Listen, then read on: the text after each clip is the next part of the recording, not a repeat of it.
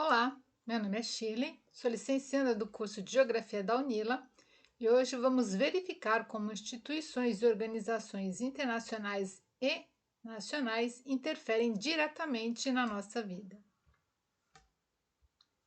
A urgência sanitária provocada pelo SARS-CoV-2 requereu do SUS a utilização de um equipamento cuja disponibilidade era vital para a sobrevivência dos pacientes com sintomatologia grave.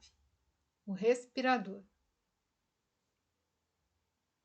Em março de 2020, constatou-se que cerca de 60% dos municípios brasileiros não tinham respiradores disponíveis, sendo que grande parte desses municípios se encontravam na região Norte e Nordeste.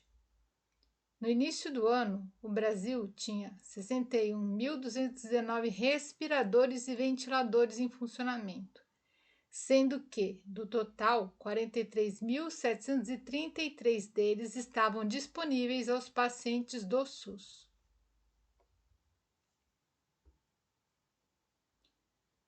Outro problema é a distribuição desses equipamentos.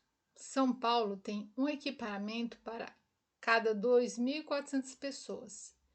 No Maranhão, é um equipamento para cada 6.668 pessoas e no Amapá é um equipamento para cada 8.997 pessoas.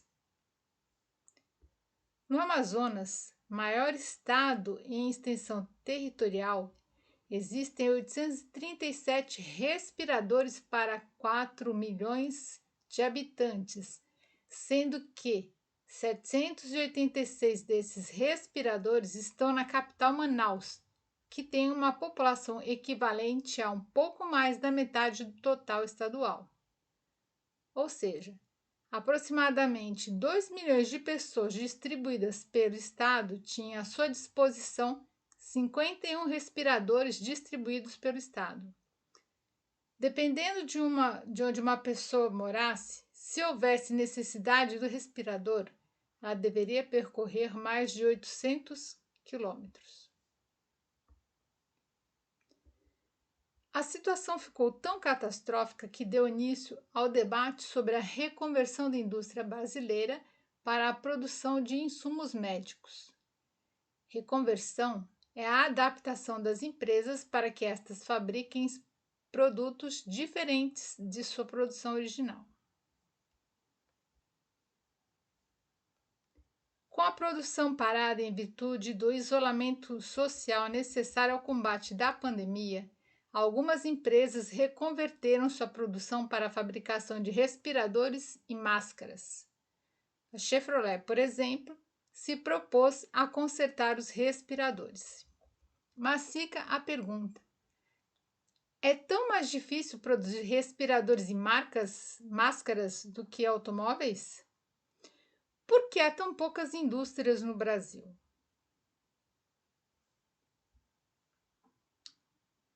O fenômeno industrial brasileiro nasceu na metade do século XIX e cresceu de tal maneira que, em 1963, a produção industrial se igualou à produção agrícola.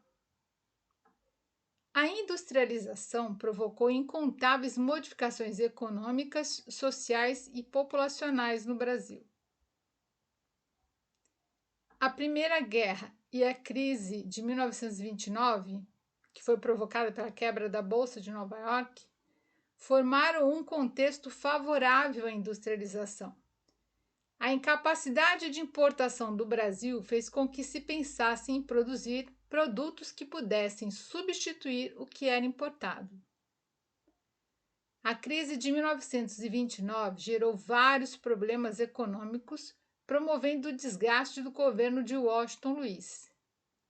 A eleição do candidato apoiado pelo presidente e fora do esquema da política do café com leite, somado ao descontentamento de oficiais de baixa patente do Exército, foi o estopim para o golpe de 1930, que impediu a posse de Júlio Prestes e alçou Getúlio Vargas ao poder, dando fim à Primeira República ou à República Velha.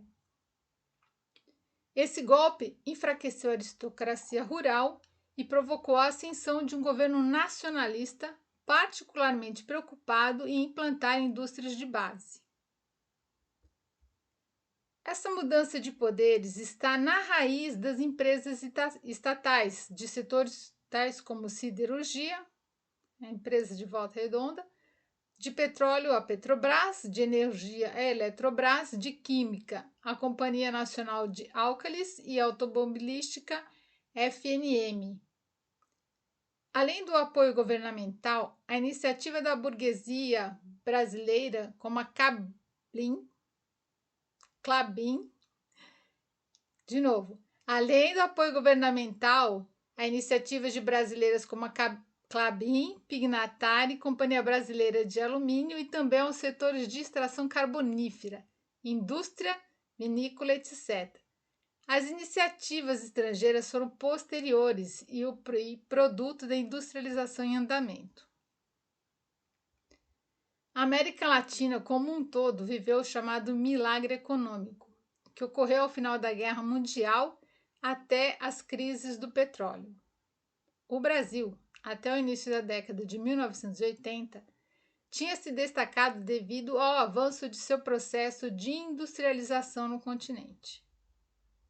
Porém, com toda a crise provocada na economia pelo choque do petróleo, o Brasil acabou implantando algumas propostas do Consenso de Washington, no período do então presidente Fernando Collor de Mello. A terapia de choque do Plano Liberal brasileiro teve consequências imediatas, tanto na indústria como nas redes sociais. A forte competição internacional e a necessidade de investimentos fizeram as indústrias falirem.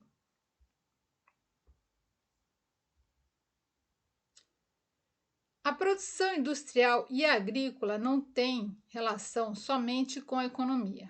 Ela está diretamente ligada à saúde, à segurança alimentar e à segurança social. A desindustrialização, como vimos, teve um impacto negativo na saúde. E na economia? Verifica-se no gráfico que o PIB brasileiro tinha entre as décadas de 1960 e 1990 um PIB destacado devido à sua industrialização. O porém nesse período é a chamada década perdida, a década de 1980, fruto da segunda crise do petróleo.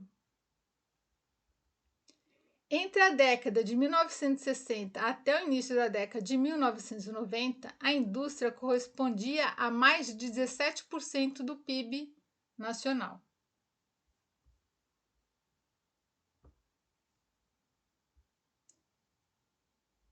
Não só na economia e na saúde, a desindustrialização impactou negativamente, influenciou também no emprego e na renda do trabalhador. Como é possível verificar no gráfico, a indústria correspondia a 19% do total de empregos em 2014 e a 15% da renda gerada por esses empregos. Se compararmos com a geração de emprego e renda para o trabalhador da agropecuária, verifica-se o abismo que existe entre esses dois setores, tanto na oferta de emprego como na renda. Em 2014, a agropecuária correspondia a 3% do total de empregos e a 1,9% do total de renda gerada por esses empregos.